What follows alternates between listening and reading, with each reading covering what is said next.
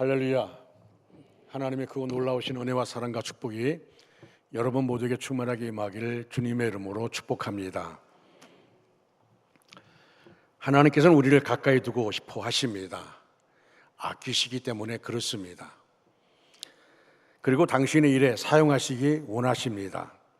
진정으로 아끼는 것은 가장 유일한 일에 사용하는 것이기 때문입니다. 그래서 가까이 두고 싶어 하십니다. 때로 우리가 하나님의 그 마음을 모르고 멀찍이 서 있으면 가까이 이끄시기 위해서 어려움을 주시기도 합니다. 자녀는 부모와 가까이 있는 것이 축복입니다. 아무리 잘 먹고 호강을 해도 부모의 품을 떠나 사는 아이는 행복할 수 없고 또 바르게 자라기가 쉽지 않습니다.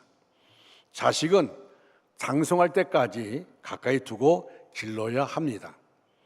자식을 키우다 보면 삐뚤어 나갈 때가 있습니다. 이럴 때는 매질을 해서라도 부모 아래 있도록 해야 합니다. 아직 미성숙할 때 부모 앞을 떠나 제멋대로 살기 시작하면 그 인생은 보나마나 뻔하기 때문에 그렇습니다. 그래서 하나님께서도 우리가 당신의 품에서 멀어지면 매를 들기도 합니다. 다시 말하면 징계하기도 합니다. 그럴 때 우리는 아픈 것만 생각할 것이 아니라 얼른 하나님의 마음을 인지하고 돌아서야 합니다. 그리고 하나님께로 아주 가까이 나아가야만 합니다. 어느 교 목사님의 이야기입니다. 이 목사님이 상가 지하를 얻어서 개척교회를 시작했습니다. 성도들이 어느 정도 모이자 좀 더 넓은 건물의 2층을 얻어서 이전을 했습니다. 그러자 남자들이 교회에 몰려왔습니다. 이전까지는 여성도들이 월등히 많아서 늘 남자들이 좀 더 있었으면 좋겠는데 남자들이 여성들을 숫자만큼이나 불어나지 못해서 그래서 어떤 그 남자들만 할 수 있는 일들을 하지 못하고 있었습니다. 그래서 좋았습니다. 남자들이 모여드니까 좋았습니다. 행복했습니다. 근데 문제는 뭐냐면 그들이 주를 따르는데 진짜 주님을 따르는 것이 아니라 수를 따라갑니다. 모이면 서로 밖에서 모인다고 하면 그 모임 자리에서 식사를 하면서 술을 한 잔씩 하는 것입니다. 그러면서 서로 우리 참 좋은 관계를 가지고 있다. 우리 너무 행복하지 않냐. 우리 진정한 교제하고 있다. 그렇게 말하면서 모일 때마다 술을 하는 겁니다. 그리고는 교회 와서도 형님 아우 이렇게 하면서 교회에서 만나도 경건한 관계가 아니라 술 자식의 끈끈한 관계가 되어버린 것입니다.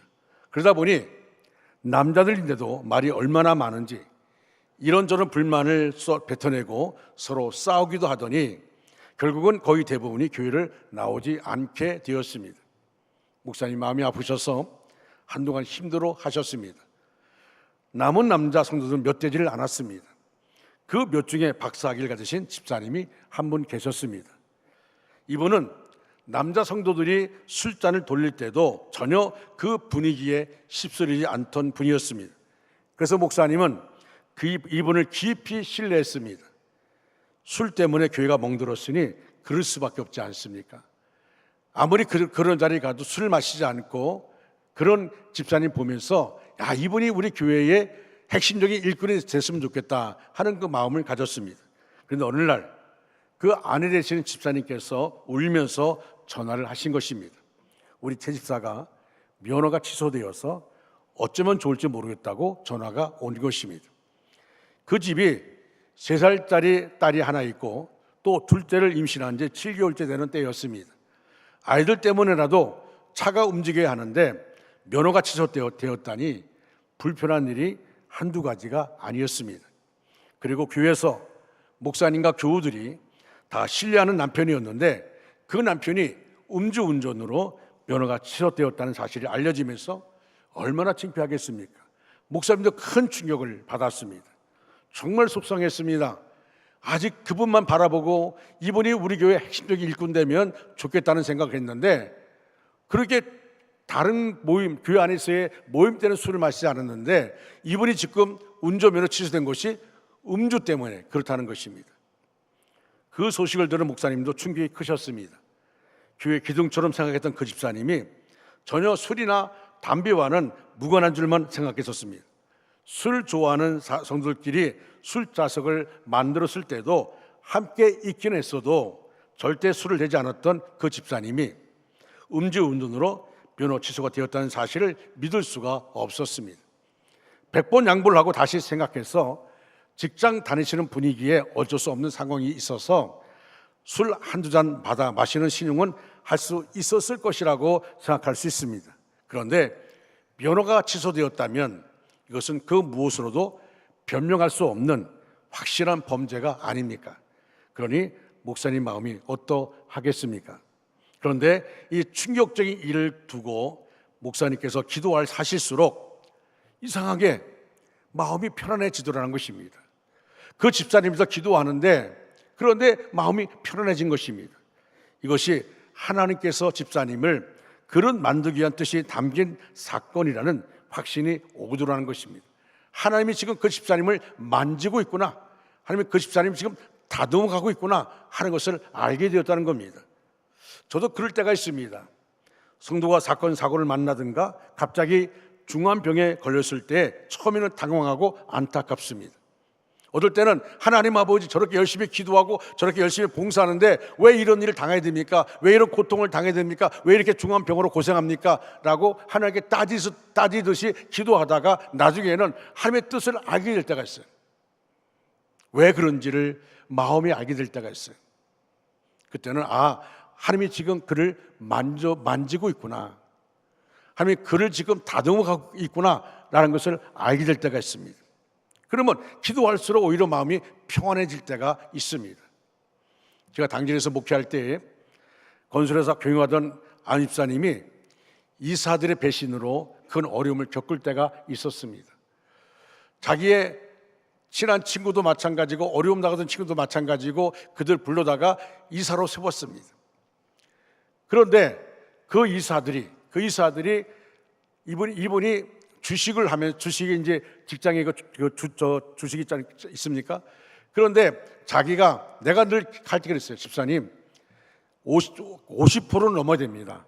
집사님 가지고 있는 그것이 50% 넘어야 됩니다. 이렇게 말해요. 목사님 저는요 이제 직장 제가 은퇴할 때 이제 나올 때 되면 내가 갖고 있던 그거를 다 직장에다가 사원들에 주고 나올 겁니다. 정말 선한 뜻을 가지고 있었어요. 그런데 그분이 가지고 있는 것이 39.5%가 그렇게 있었어요. 근데 저는 기도하면서 마음이 이상해요. 그래서 집사님 아닌 것 같아요. 집사님 하세요, 그걸 사세요 라고 말했는데 안 사더라고요. 근데 그 이사들이 공모해가지고 그래서 이 집사님을 대표 자리에서 내려놓게 만드는 것입니다. 얼마나 그가 힘들어하든지 정말 새벽에 저에게 전화가 와요. 그럼 술 먹고 전화를 합니다. 목사님 죄송해요. 그래서 왜 죄송해요? 저보다 나이가 많거든요. 지금요 저 칼 들고 가서 그걸 공모했던 사람이 감리교회 어느 교회 장로님이에요. 너무 배신감이 크니까 죄송해요. 제가 그 장로 배 찔러 죽이고 저 죽겠다고. 그러면 나도 난리가 나는 거예요. 그러면 안 됩니다. 그러면 안 됩니다. 어떨 때 내가 지금 어디 계십니까? 그렇게 말하면서 붙잡고 또 붙잡고 그랬어요. 그래서 정말 왜 하나님이 왜 그런가? 저렇게 순수하게 그렇게 직장을 하면서 저렇게 열심히 지금 살아왔는데 왜 저렇게 억울하게 저렇게 당해야만 하는가? 그러면서 그 감리교회 그 교회가 우리 맞은편의 감리교회인데 얼마나 괘씸한지 어떻게 장로님이 그럴 수 있을까라는 생각을 하면서 너무 힘들었어요. 그래서 제가 너무 힘들어서 그때 내가 무슨 말로 그를 위로할지 모르겠더라고요. 그래서 오살리에 있는 순복음 금식기도원에 올라갔어요. 올라가서 하나님께 기도했어요. 하나님 아버지, 제가 단임 목사인데 종인데 제가 그에게 뭘 말해야 될지 모르겠습니다. 하나님의 뜻이 어디에 있습니까? 왜 하나님께서 이렇게 하십니까? 라고 막 처음에 따지듯이 하나님께 기도하고요, 원망 섞인 기도를 하나님께 드리기도 하고요. 그리고 막 기도하는데 하나님 저에게 말씀을 딱 주시더라고요. 그게 뭐냐면 시편 40편 1절 2절 말씀이었어요. 내가 여호와를 기다리고 기다렸더니 귀를 기울이사 나의 부르짖음을 들으셨도다. 그리고 말합니다. 나를 기가 막힐 웅덩이와 수렁에서 끌어올리시고 내 발을 반석에 두사 내 걸음을 견고하게 하셨도다. 이 말씀을 주셨어요. 그래서 제가 이 말씀 붙잡고, 그리고 이 말씀 붙잡고 기도하는데 마음의 평화가 임했어요. 제가 그 집에 찾아가서 그 가족들 다 모이라 그랬어요. 아들도 다 모이라 그랬어요. 모인 다음에 제가 이 말씀 가지고 설교를 했습니다. 하나님이 이렇게 안 하면, 당신 집사님, 당신 죽어. 일찍 죽어. 당신이 못 내려놓으니까 하나님이 하신 거야 라고 제가 강하게 말씀을 전했습니다. 하나님의 뜻이 어디 있느냐, 여기 있어. 이렇게 안 하면, 억울하지만 이렇게 안 하면 당신은 쓰러질 수밖에 없어. 여러분, 그분이 오래전에 친구들과 함께 술 마시고, 그때는 예수 안 믿을 때입니다. 술 마시고 차를 타고 가다가 차가 전복되면서 다른 친구들 다 죽었어요. 그분만 살아났어요. 천안 단대병원에 갔는데 단대병원 의사가 더 이상 못한다고, 이제 못 산다고 그렇게 말했어요. 이제는 더 이상 쓸 수 없는, 너무 위중하니까, 몸이 다 망가졌고 너무 위중하니까. 그런데 그 아내가 자기 남편을 데리고 억지로 그러고 서울 아산병원으로 올라갔어요. 아산병원 올라가서 수술을 몇 번씩 하면서, 그러면서 이 왼쪽 팔은요 완전히 쇠입니다. 쇠를 박아놔가지고. 다리도 마찬가지예요. 그리고 겨우 살아났어요. 이분이 살아나고 난 다음에 예수님을 믿게 된 것입니다. 예수를 믿으면서, 그러면서 그가 하나님을 의지하게 되었는데, 제가 단교회 갔을 때 이분이 회사의 부사장으로 있었습니다. 그러고 나서 이렇게 얘기합니다. 자기가 지금 몇 가지 수주할 것이 몇백억짜리가 있는데 이거만 수주만 되면 자기가 회사의 사장이 된다는 거예요. 저는 그 내막을 잘 모르겠어요.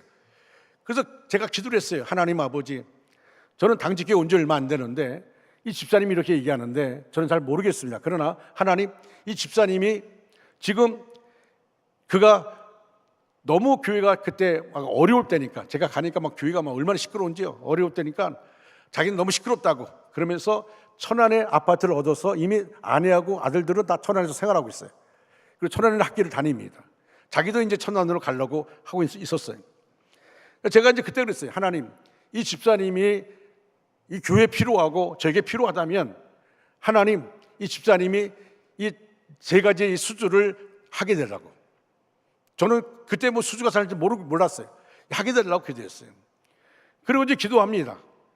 지하 기도실에 들어가서 하루에 한 번씩 그 집사님을 위해 기도합니다. 그 수주를 위해 기도합니다. 어느 순간 내 마음속에 기쁨이 생겼어요. 기쁨이 생겨가지고 제가 전화를 했습니다. 집사님, 내가 기도하는데 마음에 기쁨이 생기는데 무슨 일이 있습니까? 했더니 목사님 어떻게 하셨냐고. 지금 세 가지 수주가 다 됐다는 거예요. 목사님, 저 당진 안 떠납니다. 당진에 살겠습니다. 그리고 회사도 서산에 있었는데 회사를 당진으로 옮기겠습니다. 제가 사장이 된 다음에 당진으로 옮기겠습니다. 그리고 저를 만나고 그 회사가 너무 잘 됐어요. 너무 잘 됐는데 여러분, 그렇게 잘 되면서 너무 이제는 막 행복하게 막 수주가 막 잘 되고 잘 되는 거예요. 근데 문제가 뭐냐면 이 회사의 이사들이 반역한 겁니다. 견딜 수가 없는 것이죠.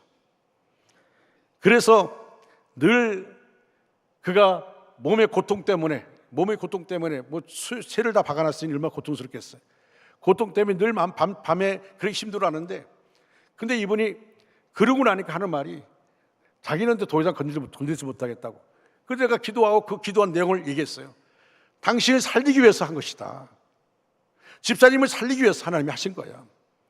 이렇게 안 하면 안 되니까, 내려놓을 수 없다니까. 여러분, 그 당시만 해도 이 집사님이 모든 수주를 다 관계했어요. 사장인데도 불구하고 집 밑에 직원 하는 것이 아니라 다 자기가 관여했습니다. 다 자기가 다른들 만나고 다 그렇게 했어요. 그러니까 몸을 못 드는 거죠. 하나님이 당신 여기서 안 내려놓으면 당신 몸 견디지 못하고 죽어. 그래서 하나님이 내려놓으라고 한 거예요. 처음에는 고기를 줬더니요, 그다음 순종하더라고요. 이제 내려놓으라고. 다시 사업을 시작한 날처럼 내려놓으라고. 그 회사를 이제 넘겨주고, 그리고 그 받은 금액까지 와서 다시 회사를 차렸습니다. 그리고 거기서 사장 둘을 두고, 그리고 그분은 회장으로 있으면서 이제 관여를 안 해요. 여러분, 하나님이 역사하시는 것이 어떤지 아십니까? 우리 모를 때가 있어요. 모르면 어떡합니까? 모르면 항거하는 겁니다. 모르면 원망 불평합니다. 그런데 하나님 앞에 기도하면 하나님이 알려줄 때가 있어요. 기도하면. 왜 우리가 기도합니까? 저는요 이런 생각해 봅니다. 우리가 새벽에 나와서 열심히 기도합니다. 또 시간마다 기도합니다. 기도하는데 문제는 뭐냐면 기도를 기도대로 하는데 생활은 달라요. 다시 말하면 기도를 하는데 말은 믿음 없는 말들을 하고 있습니다. 여러분, 기도가 뭡니까? 기도라는 것은 하나님의 뜻을 붙잡는 거예요. 하나님의 뜻을 붙잡는 것인데 기도한다고 말합니다. 하나님의 뜻을 안 붙잡아요. 제가 전에 선배 목사님 그러더라고요. 정 목사, 나는 아침 7시까지 기도해, 새벽에. 그래서 내가 그러시냐고, 목사님 대단하시다고. 근데 그 교회 부목사 하는 말이, 우리 목사님 새벽에 강상 올라서 코 골고 주무세요. 뭐가 기도예요? 여러분, 저는 그거 하지 않습니다. 뭐 어느 목사가 무슨 8시간 기도한다, 7시간 기도한다, 그러니까 나도 그렇게 된다. 여러분, 우리 가까운 어느 교회 목사님이 자기 교회 은퇴한 목사가 그렇게 한다고 자기도 그렇게 하겠다고, 난 그거 반대합니다. 내가 기도한 거 마침 끝나는 거예요. 누가 보란 듯이 기도하는 게 아닙니다. 보여주려 기도하는 게 아닙니다. 여러분, 보여주고 기도하면요 하나님 보실 때 그거말로 추한 거예요. 그거말로 역겨운 것입니다. 남들에게 보여주려고 내가 지금 이렇게 많이 기도하고 있다는 것을 보여주기 위해 기도하는 게 아닙니다. 여러분, 지금 하나님 앞에 기도하는 거예요. 하나님 앞에 기도하는데 하나님께 기도하면서 코 골고 자고 하나님께 기도하면서 다른 거 하고 있다면 그게 뭐합니까? 하나님과의 관계 속에서 만나지는 것인데, 여러분, 우리가 어떤 일을 만날 때마다 정말 중요한 것은 하나님 분명히 답을 주십니다. 여러분, 어려움 나갑니까? 고통 가운데 있습니까? 하나님 분명하게 답을 주세요. 왜? 기도할 때, 기도 속에 깊이 들어가면 하나님이 답을 주십니다. 뭔가 우리를 알고 깨닫게 해주십니다. 내가 알지 못하는 부분을 알게 만들어 주십니다. 그래서 우리가 기도의 깊이가 얼마나 중요한지 모릅니다. 여러분, 하나님은요, 하나님이 쓰기를 원하시는 분들은 그가 잘못된 길로 가면 그를 일꾼 삼기 위해서 그를 치실 때가 있어요. 욥기 23장 10절에 나의 가는 길 오직 그가 아시나니 그가 나를 연단한 후에 내가 순금되어 나오리라. 여러분, 하나님이 가는 길을 아시는데, 하나님은 더 크게 쓰기를 원하는데, 하나님이 원하는 방법이 있는데 그걸 안 하니까 하나님이 그를 다 치는 겁니다. 그를 쳐서, 그를 연단시켜서 하나님이 쓰기를 원하시는 겁니다. 여러분, 하나님께 가까이 가는 것은요 정말 빼놓을 수 없는 것이 뭐냐면 이겁니다. 주님이 원하시는 겸손을 배워야 됩니다. 주님이 원하시는 겸손, 이 겸손을 배워야 돼요. 정말 진지한 겸손, 말로만 겸손이 아니라, 표정으로만 겸손이 아니라 주님이 원하시는 겸손을 배워야 됩니다. 하나님께서 누군가를 사용하시고자 하실 때 가장 먼저 하는 부분이 겸손입니다. 이 사람이 겸손한가 하는 것입니다. 하나님께서는 무식한 사람은 쓰셔도 교만한 사람은 쓰지 않습니다. 못난 사람은 쓰셔도 교만한 사람은 쳐다보지 않습니다. 교만이야말로 하나님이 가장 싫어하는 겁니다. 근데 우리가 신앙생활하면서 교만할 때가 있어요. 교만할 때가 있습니다. 제가 오늘 세 가족들 12시 40분부터 같이 대화하면서 그런 말 한 적이 있어요. 같이 오늘 너무 시간을 많이 1시 한 45분까지 했는데 제가 그렇게 말했습니다. 어느 분이 병에 대해서 얘기할 때 저도 병이 있습니다. 저도 심장 판막이 있고요, 간경화가 있고요, 혈압 당뇨가 있고요, 고지혈증이 있고요, 종합병원입니다. 그런데 저는 어느 순간 기도할 때 이런 생각이 들었습니다. 사도 바울이 육체에 가시가 있어서 그렇게 간절하게 3번씩이나 기도했는데 하나님의 응답이 뭐냐면, 그래 내가 너 고쳐줄게, 이게 아니라 내 은혜가 내게 족하도다. 사도 바울은 그 육체의 가시 때문에 겸손할 수 있었습니다. 저도 마찬가지입니다. 내가 만약 육신의 건강이 있었다면 나는 교만했을 겁니다. 하나님이 저에게 준 이것 때문에, 물론 이것이 꼭 하나님이 아닙니다. 내가 잘못해서 주어지는 병도 있어요. 저는 그걸 인정합니다. 그런데 그 안에서 그러기 때문에 나는 교만할 수가 없습니다. 매일매일 순간이 그렇습니다. 저는 잠을 잘 때 하나님 내 영혼을 오늘로 받아달라고. 왜냐하면 내 친구 목사가, 내 후배 목사가 나보러 아이고 형님 어떻게 몸을 챙겼길래 그러냐고, 자기는 늘 건강하다고 그랬는데 그 후배 목사가 세상 떠났어요. 아침에 새벽 기도하는데 움직이지 않아서 흔들어서 죽었어요. 일어나지 못했어요. 여러분 자랑합니까? 나 건강하다고 자랑합니까? 아니, 그렇지 않아요. 저는 그렇습니다. 밤에 잘 때 하나님 내 영혼을 받아달라고 기도합니다. 아침에 일어나면 생명과 호흡 주셔서 감사합니다. 우리의 삶의 모습이 뭘까요? 하나님이 오라면 가는 거예요. 오늘 밤 내가 잠을 자다가 내일 아침에 없을 수도 있어요. 하나님이 오라면 가는 것입니다. 뭐가 교만할 수 있습니까? 하나님이 교만한 자 쓰지 않습니다. 겸손한 자를 쓰십니다. 하나님이 원하시는 겸손은 하나님의 자녀의 몸속에 배어 있어야 됩니다. 이 겸손이 배어 있어야 돼요. 저도요, 어떨 땐 겸손한 것 같은데 이 교만이 꿈틀대고 올라올 때가 있어요. 그래서 이렇게 기도합니다. 나 자신을 쳐서 죽게 복종시게 하시고 정과 욕심을 십자가 못 박게 하시고 나는 날마다 죽어지게 해달라고. 그렇게 기도해도 자꾸 꿈틀 때가 있어요. 이 교만이 참 묘합니다. 꿈틀댑니다. 여러분, 사람이 교만하면요 자꾸 다른 사람 바라보게 돼요. 그 사람 정죄하게 됩니다. 그 사람 판단하게 됩니다. 그 사람 비판하게 됩니다. 그래서 이 판단의 죄에 범하는 사람들이 많이 있어요. 여러분, 하나님이 모세를 들으실 때 광야 애굽의 바로의 궁에서 40년 있을 때 모세 쓰신 게 아닙니다. 그때 모세는 자기 힘으로 내가 왕자니까, 내가 군사력이 있으니까 내가 할 수 있다고 생각했습니다. 내가 할 수 있다고 생각했어요. 그런데 하나님은 그렇지 않습니다. 바로 왕 궁에 40년 동안은 모세는 내가라고 부르셨어요. 거기서 나와서 광야 40년은 내가가 아닙니다. 그래서 완전히 모세가 죽어집니다. 완전히 깨어집니다. 자기의 교만이 깨어집니다. 그 깨어진 다음에 난 아무것도 아닙니다 라는 순간에 하나님이 모세를 불러서 세우십니다. 나는 못합니다. 나는 갈 수가 없습니다. 하나님이 그를 강권적으로 보내지 않습니까? 그리고 모세를 통하여 얼마나 놀라운 일들이 이루어졌습니까? 마찬가지입니다. 하나님 우리를 쓰시고자 원할 때는 하나님 우리를 다듬을 때가 있어요. 기억하십시오. 절대 겸손의 그릇은 절대 능력의 그릇입니다. 하나님께 아름답게 사용되기를 원하신다면 이 진리를 마음에 새겨두시기 바랍니다. 면허 취소의 주인공 집사님 이야기를 좀 더 해봅시다. 그 일이 있은 후에 이 집사님 매일 저녁 하나님 성전에 나와서 눈물로 성전 바닥을 적셨습니다.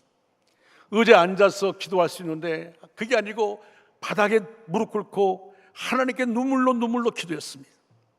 정말 매바닥에 꿇어 엎드려서 꼼짝 않고 자신의 위선과 잘못을 회개합니다. 하나님의 용서를 구합니다. 특히 자신의 교만했던 것을 깨뜨리기 시작합니다. 개척교회이기 때문에 그럴듯한 사람들이 많지 않습니다. 그중에 박사학위를 가진 자신이 얼마나 우쭐합니까? 교회 식구들도 공부를 많이 한 집사님이니 특별하게 이 집사님을 대했습니다.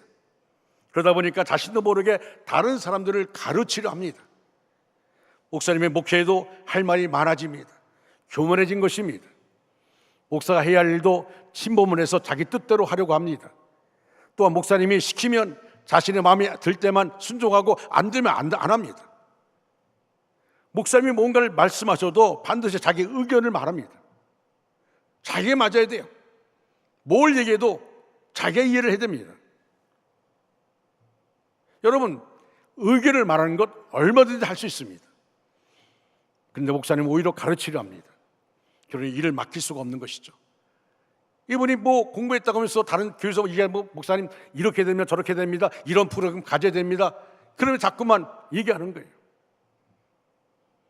교회들끼리 대화를 할 때도 무슨 주제가 나오든지 자신이 아는 지식을 다 늘어놓아야 성미가 풀립니다.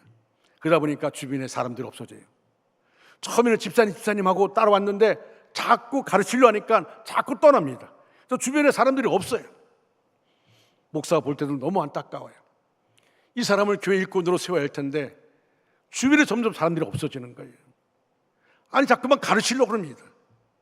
목사님 와서 이 프로그램 이것 좀 해보시죠 라고 말합니다. 여러분, 이런 분들은요, 자기가 교회를 사랑해서 그런다고 말합니다. 본질이 아닌 비본질에 목숨 거는 것과 같습니다. 결국은 교회를 은혜로운 교회가 아니라 은혜를 깨트리는 모습으로 나갑니다. 그래서 하나님께서 완전히 부서뜨리는 것입니다. 깨트리지 않으면 사용할 수 없을 만큼 교만한 것입니다. 변호 사건으로 집사님이 얼마나 겸손해졌는지 하나님 앞에서 눈물을 흘립니다. 매일 흐느끼며 자신의 잘못을 그렇게 고백합니다. 목사님을 찾아와서 목사님 제가 잘못했습니다. 제가 다른 교회 이런 프로그램 저런 프로그램 있는데 왜 우리 교회는 안 하냐고 제가 그렇게 했던 거 잘못했습니다. 제가 목사님 목회에 간섭했던 거 잘못했습니다. 제가 성도들에게 가르쳤던 거 잘못했습니다. 정말 철저하게 내려 안 놓는 그런 모습이 되었을 때 그때 목사님이 기뻐했습니다. 아, 하나님이 이 사람을 다듬어 가시는구나. 좋은 모습으로 다듬어 가시는구나. 여러분, 그리고 우리는 두 번째로 끊을 것은 끊어야 합니다. 끊을 것은 끊어야 됩니다. 이 집사님 절대로 다시 술을 마시지 않을 것입니다. 너무 아픈 경험이었고 옷을 다 벗은 것만 같은 수치를 경험했고 또 이런 아픔을 경험하는 동안에 기도를 깊이 들어가 하나님을 깊이 만나는 은혜를 깨달았습니다. 자기 약함을 깨닫고 하나님 앞에 바닥에 무릎 꿇고 기도하면서 하나님을 깊이 만나게 되었고 자신의 역겨운 모습들을 장렬하게 하나님이 보여주셔서 너무도 하나님 앞에 죄송스럽고 그래서 내가 이런 내가 남을 가르치랬다니, 내가 이런 내가 그래서 우쭐거렸다니. 여러분, 기도에 깊이 들어가면 거기서 하나님을 만나게 되어집니다. 거기서 하나님을 만날 뿐만 아니라 끊을 것은 끊게 되어집니다. 이것이 바로 하나님의 역사입니다. 하나님과 나 사이에 장벽이 있어서는 안 돼요. 가로막힌 것이 있어서는 안 됩니다. 일어나서 성경 말씀 읽을까요? 이사야 59장 1절 2절 말씀 같이 큰 소리 읽겠습니다. 시작. 여호와의 손이 짧아 구원하지 못하심도 아니요 귀가 둔하여 듣지 못하심도 아니라 오직 너희 죄악이 너희와 너희 하나님 사이를 갈라놓았고 너희 죄가 그의 얼굴을 가리어서 너희에게서 듣지 않으시게 함이니라. 아멘. 분명히 들으십시오. 하나님과 나 사이에 장벽이 있으면 기도가 되겠습니까? 되지 않는 기도를 억지로 한다고 하나님께서 그 기도 들으시겠습니까? 하나님께서 내게 많은 것을 주고 싶으셔도 죄가 막고 있기 때문에 아무것도 주실 수가 없는 것입니다. 여호와의 손이 짧은 게 아닙니다. 여호와의 손이 짧아서 우리를 구원하지 못하는 것이 아닙니다. 하나님의 귀가 둔해서 듣지 못하심이 아닙니다. 여러분, 여호와의 눈은 의인을 향하시고 여호와의 귀는 의인의 부르짖음에 귀를 기울이신다고 했습니다. 하나님의 문제가 아닙니다. 나에게 문제가 있습니다. 우리가 가지고 있는 교만, 우리가 가지고 있는 죄악이 하나님과 나 사이를 가로막고 있어요. 그래서 하나님께 나를 가까이 두시려고 어떨 때는 아픔을 주실 때가 있어요. 하나님 앞에 나와 눈물의 회개를 제물로 드려야 할 때가 있습니다. 여러분, 회개할 때 하나님과 나 사이의 통로가 열려집니다. 회개할 때 그 자리가 내게는 가장 소중한 자리입니다. 하나님이 원하시는 가장 소중한 자리예요. 오늘 본문에서 사도 바울은 갈라디아 성도들을 책망합니다. 6절에 속히 떠나라, 이 구절을 기억해 깊이 두십시오. 갈라디아 교회에서 바울이 직접 성도들을 가르치어 깨우칠 때에는 아무런 문제가 없었습니다. 그런데 떠난 지 얼마 되지 않아서 문제가 생기기 시작했습니다. 사도 바울이 사람들이 바울이 전해진 진리의 복음을 속히 버리고 다른 잘못된 복음을 받아들인 것입니다. 은혜의 자리는 속히 떠나면 안 됩니다. 다른 복음은 없습니다. 그렇게 하나님 앞에서 아프게 배우는 진리가 꼭 붙들어야 할 진리입니다. 여러분, 편한 거 좋아하지 마세요. 하나님의 목적은 문제 해결보다 가까이 두시는 것입니다. 사랑하는 성도 여러분, 하나님을 가까이 하시기를 바랍니다. 하나님을 가까이 하십시오.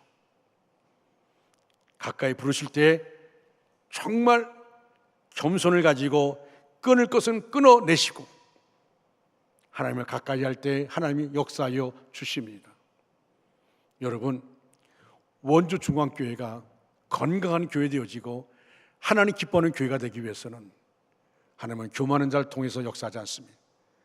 교만한 자가 자꾸 일한다고 하면 교회는 갈라질 수밖에 없어요. 교회는 깨어지고 맙니다. 하나님은 교만한 자를 통해 역사하지 않습니다.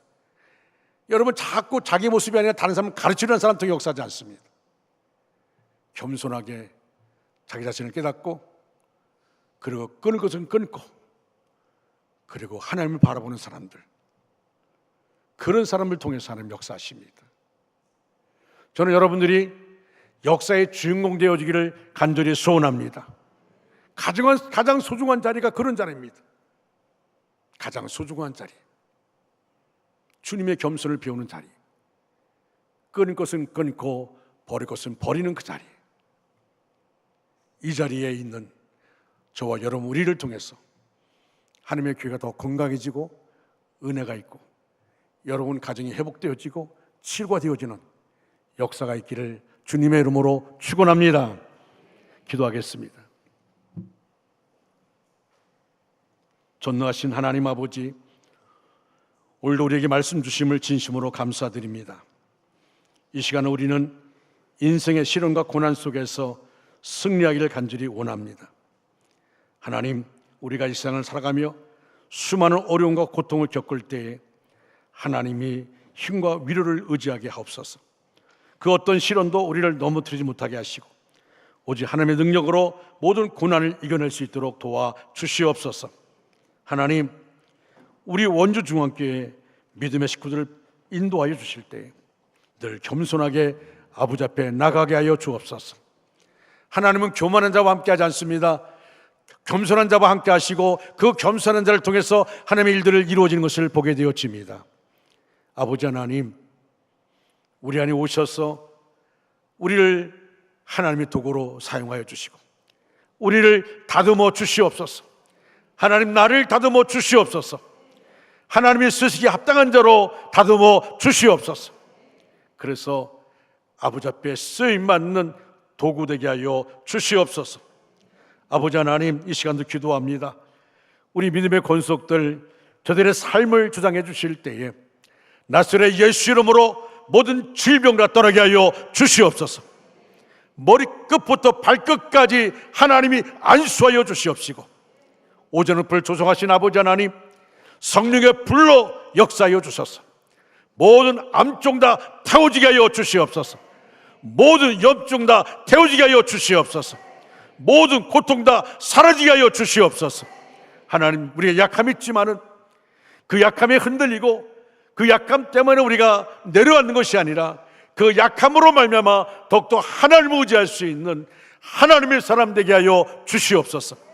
우리 인생이 얼마 남을지 알지 못하지만 아버지 하나님, 하나님이 원하시는 그 길, 하나님이 기뻐하시는 가장 소중한 자리, 그 자리를 외면하지 않고 우리가 그 자리를 지켜가며 아버지 앞에 믿음의 걸음을 옮기는 우리 모두가 되게 하여 주시옵소서.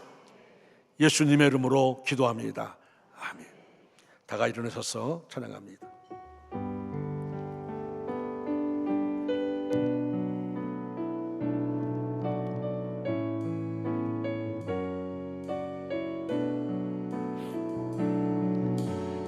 가는 길에 주의 평강이 있으리.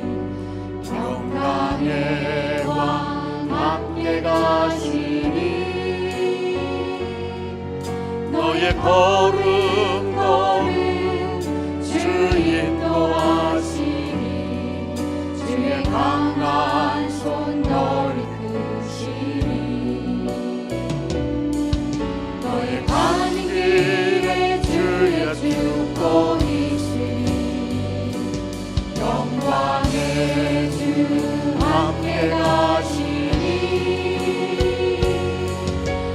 밟는 모든 땅 주님 다스리니 너는 주의 길에 주님 나라 위하여 주님 나라 위하여 길 떠나는 나의 형제여 나의 형제여 주께서 가라시니 주께서 가라시니 너는 가라 주의 이름으로 너는 가라 주의 이름으로 거치는 광야 위에 꽃은 피어나고 세상은 내 안에서 주님의 영광 보리라 만나고 함께하라 세상이 이긴 주를 함께 너와 동행하시며 내게 새해 널 주시리. 이제는 우리 주 예수 그리스도의 은혜와 하나님 아버지의 크신 사랑과 성령님의 교통하시고 위로하시며 인도하심이 오늘 말씀 붙잡고 믿음으로 살며 주님을 기쁘시게 하는 삶을 다짐하는 모든 성도들과 그들의 가정과 일터와 삶의 자리 위에 지금부터 영원토록 함께 하시기를 간절히 축원하옵나이다. 아멘.